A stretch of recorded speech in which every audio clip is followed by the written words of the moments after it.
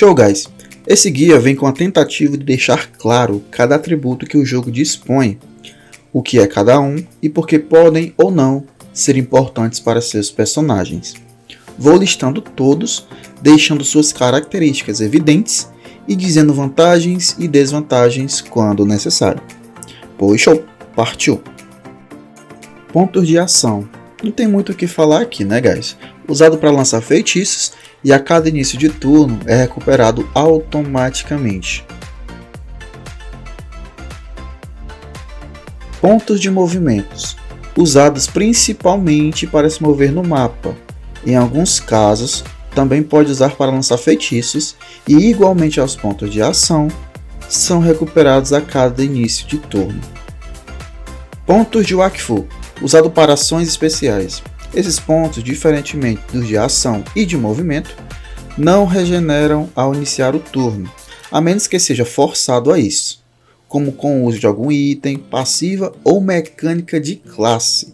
É sua obrigação entender como sua classe recupera seus pontos, pois cada uma tem um método próprio. Maestria Elementar.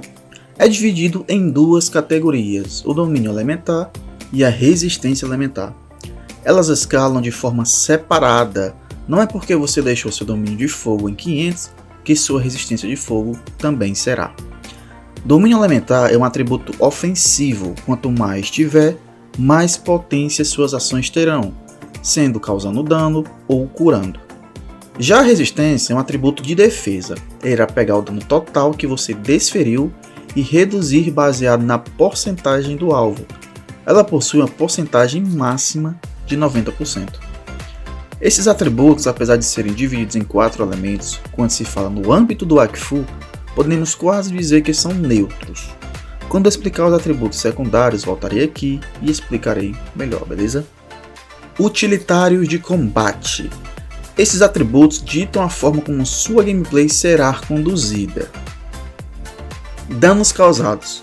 Esse atributo aumenta percentualmente todo o dano que você infligir. Ele soma tudo e em cima do valor acrescenta o extra que esse atributo possui. Como assim? Imagine que você inflige 100 de dano e você tem 25% de danos causados. O seu dano irá aumentar em 25% de 100, ou seja, mais 25 de dano.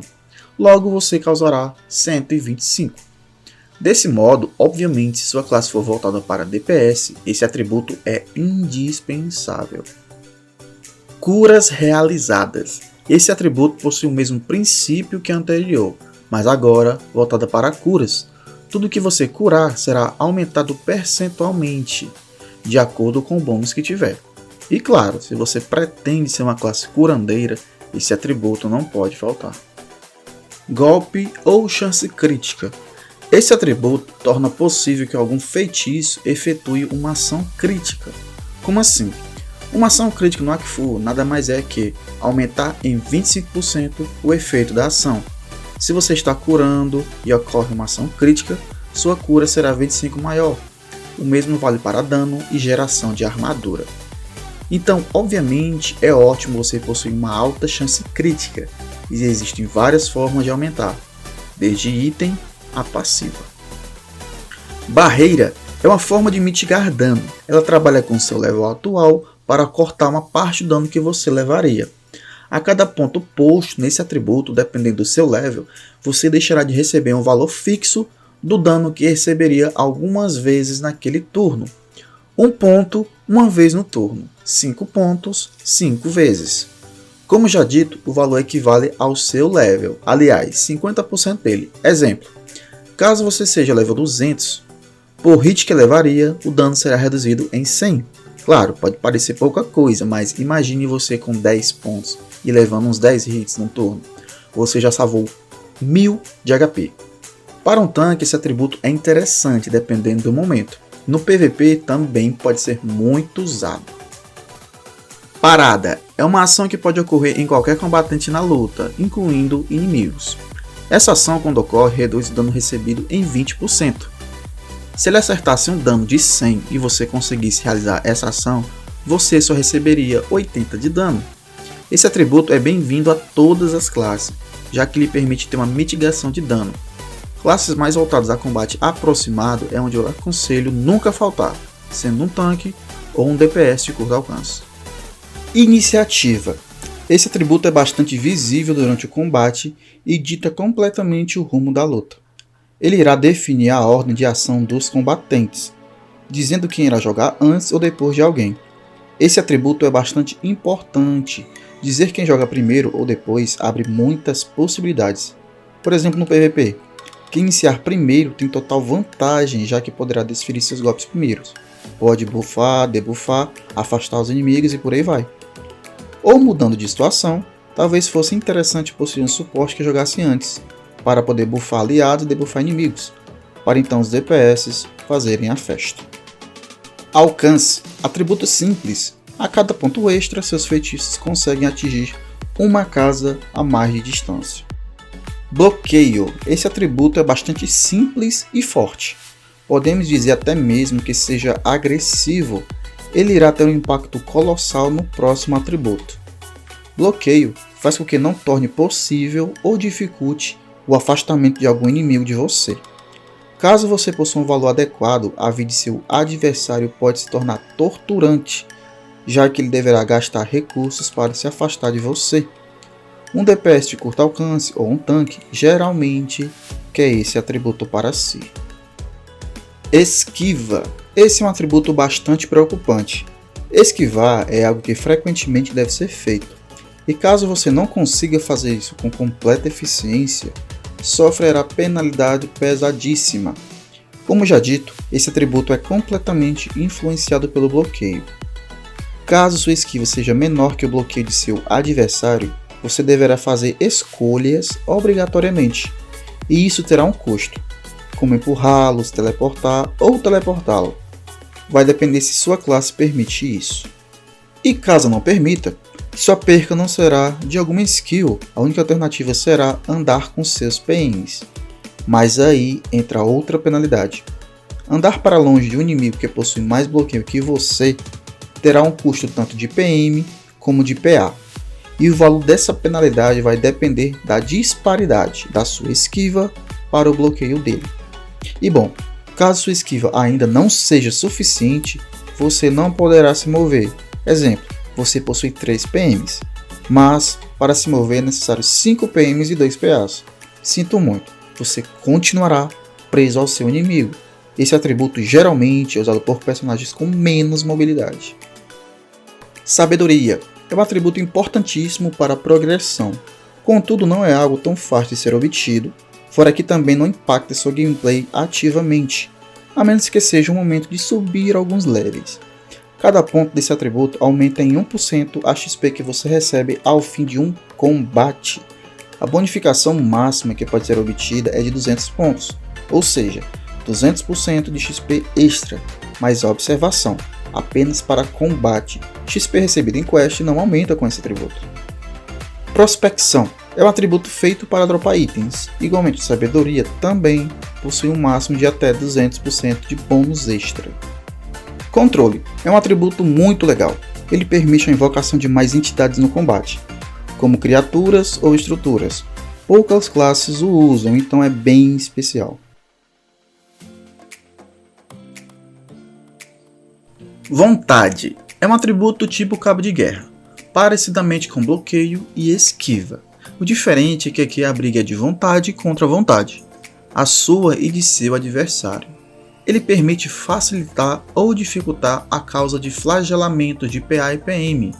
Quem possui uma alta quantia desse atributo pode tanto retirar mais facilmente esses atributos de seus adversários, como também dificultar a sua perca, caso alguém tente retirá-los. Em contrapartida, quem tem pouco fica à mercê desses debuffs e também terá dificuldade de realizá-los. Maestria secundária. Esses atributos conduzem cada combatente de uma forma específica, podendo lhe dizer sua posição de combate mais vantajosa, por exemplo. Aqui o jogo de tabuleiro toma forma, digamos assim. Domínio crítico. Esse atributo é algo circunstancial. Ele só ocorre caso um golpe crítico seja desferido, ou seja, ele é inteiramente ligado à chance crítica.